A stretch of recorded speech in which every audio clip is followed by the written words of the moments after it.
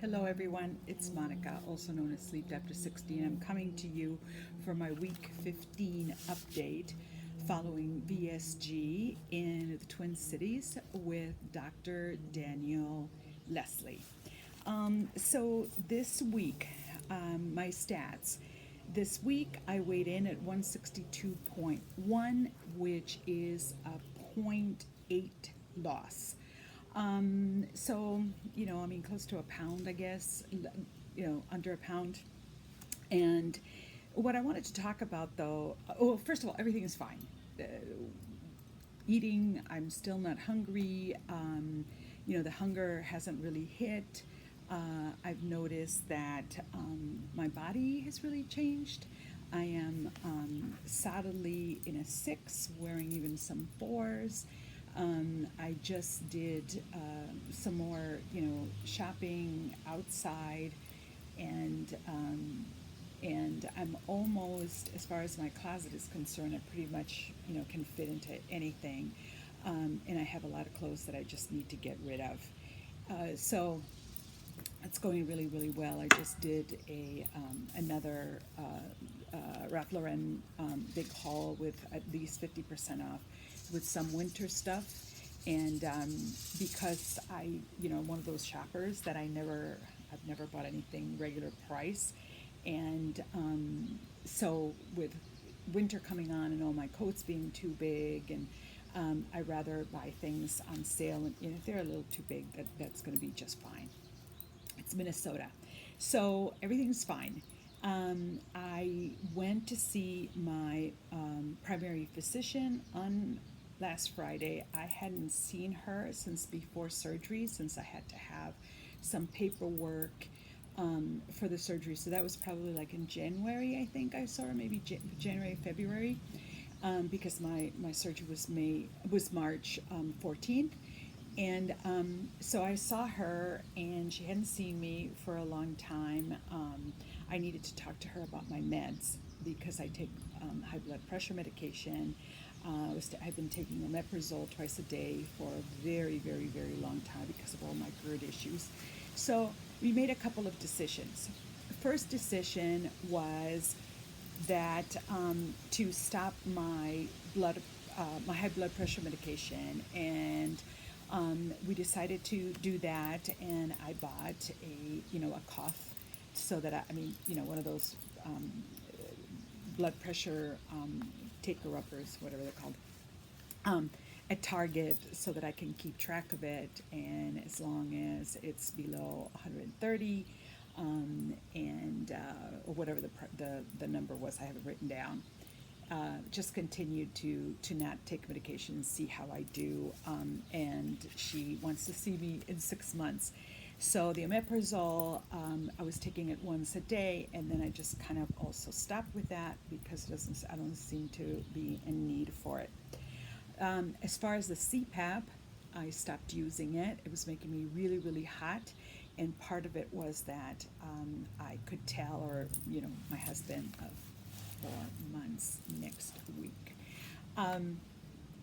hadn't heard me snore or anything, so it was a good time to stop. But I will be setting up to do retesting, because you have to go through the process again. The good news is that once I'm off the high blood pressure medication, I don't need to go spend the night in the hospital. I can do that at home with the machinery that they send.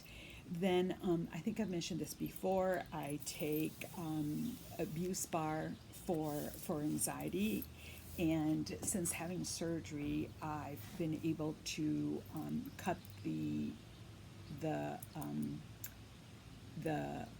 dosage by 2/3. So I take 1 pill where I used to take 3. So the thing that I've noticed that I've never had before, and now it's a problem, and I didn't think this would be an issue for me, is, yes, people, the big C. No, not that big C, thank God. I just knocked on something that's not wood. But I'm having constipation issues, and I'm a little surprised and shocked that that's happening to me. But it's happening. So I've always taken the gummies fiber, and I continue. I upped it. I've taken a stool softener now. It's just something that I've never, ever, ever, ever experienced before. So this is kind of one of those things where you go, wow. Okay, so one of the things, my doctor was thrilled with what's going on, and how good I feel, and she hadn't seen me since I got married, and she commented on how happy I look and how happy I seem, and physically, the one thing she said, which is interesting because I usually will comment on this with people on Instagram when they show before and afters. I sometimes will comment just how big people's eyes are, and that happens, and I've been seeing this doctor, my previous primary care physician has retired, and she was around my age, and I had been seeing her for some 25 years. But anyway, so when I went to see let's call her Dr. Teresa. When I went to see Dr. Teresa 2 years ago, I just retired, and I just wasn't doing well, and I was at about 240, and I hadn't really had a pap smear, or I hadn't had all kinds of medical attention that I should have, because my job was really pretty stressful, and I couldn't always count on having the time off if I made an appointment, because of the kind of work that I did, and there were all kinds of timelines. So anyway, so we had to kind of do all kinds of things, and my GERD was so out of control that we started out with, I had to have swallow tests and all kinds of things, because it was so out of control, and I was waking up in the middle of the night with just horrendous acid reflux and things like that. And I was also suffering from asthma, from really severe asthma, because when that happens with GERD, a lot of times the acid will get in your lungs, and that's what was happening, and just one thing after the other, right? And of course I thought that, I retired, so the stress shouldn't be here, and I should be much better.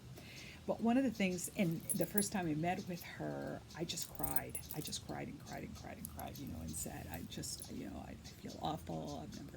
I don't know. I'm worried, and about my health. So, and she said, well, here's what we're going to do. We're going to have a plan. And anyway, so when all this, and she was so happy that things were going well, one of the things that we did when we looked back, of course, is that I've lost almost 80 pounds, and I don't think of it that way, because I think of, 240, that was 2 years ago, and then really November I was 224, so there's like 40 since the surgery, and that whatever. But when you add it all together, when all is said and done, I've lost close to 80 pounds, and that's huge on your body. So she was incredibly supportive as far as, health is number one.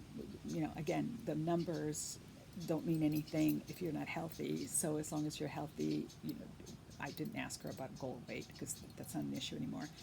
But just incredibly supportive. And actually, when I left, as we were saying our goodbyes and we're going to see each other in 6 months, she just said, I just need to hug you, which was lovely, because I kind of felt that way too, because she was really a huge part of my team. And I talk about my team, where my therapist and my the people from the university, and that they're all part of my team. And the issue of, this has come up, and I just want to address it really quickly. It's 9 minutes. So I didn't, when I originally went to the bariatric team at a different hospital, not at the university, a year ago in May, and I had the psych eval, I didn't pass it. And no, I didn't have any, actually, I think about it sometimes of just taking a picture and posting it so all of you can see, because I've never had chemical dependency issues. I never had things like anorexia nervosa or bulimic, which a lot of times those are the kinds of things that keep people from having it. What I did report was that, yes, I felt I had some guilt about overeating. And, as you all know, I went to treatment for binge eating disorder. And people have reached out to me to talk about this, and I will. In time, I will. I will sit down. I have to go through a lot of notes that I have because it's been a long time now. But so as far as binge eating, no, I was never one of those people that you see on TV when they do all that binge eating, movies, and they have somebody, eating from the garbage can. I wasn't like that.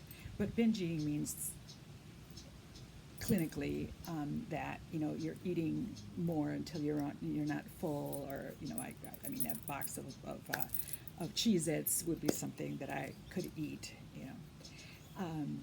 without thinking twice. Well, it might take me all day to eat it, but so we're still talking about extra calories, right? How many calories? Because to support 240 pounds, I had to be eating more than 2,000 calories or whatever it is now that they say women is a range. Anyhow, so when I went, the psychologist, when she asked me about feeling guilty, even though I continued to see somebody in the eating disorder circle specialist, yeah, when I would overeat, when I would eat more than I felt I needed or I wanted, I did have guilt feelings, and I did have anxiety over it. I had anxiety over, once again, I overate and I don't feel good, or I don't feel good about myself, or I don't feel physically well. So that was why the psychologist who saw me, who was a fellow, she had been a student there before, but she was a PhD fellow. She felt that I needed to see a nutritionist for an extra 3 months. And interestingly enough, I think, when I talked to my therapist who had input, the psychiatrist who I was dealing with anxiety with, my primary, Dr. Teresa, they were all pretty surprised because they thought that emotionally I was pretty healthy to be having this surgery, that, I was going in with open eyes, that I had been, to treatment and all that stuff. But, and when I went to see the nutritionist, she really didn't know what to do with me. She wanted me to come up with a plan on how. We have a nest of baby birds right here, and you can hear mommy keeps coming and feeding them. So anyway, one of her questions was, how was I going to deal with, because in the spring, after football season, or in the spring, I don't know when football season ends, it's not January, February, whatever. That's usually when my husband and I, he gives up football, or football is over, and we spend a lot of time, watching TV together, and I knit, and all this stuff. So anyway, what was my plan? So that I wouldn't, overeat, or I wouldn't eat snacks. Well, guess what? I have a tiny tummy. I haven't had to deal with that. So, we discussed that. So, that's the interesting part of when do you, and of course then find out that a part of the reason why I was overeating was that I had H. pylori, so I had a fire in my gut, and that I ended up that I had a hernia, which was all about, having, my gut was on fire. So that's why I just wanted you to be the first ones to know. So I'm going to take a break. I decided I'm going to give up social media for a couple of weeks, because there's some things about social media that I need to rethink. Nothing is wrong. I just need to rethink this whole thing. So I will probably see you in a couple of weeks. Thank you, everyone. Besos, and we're in this together.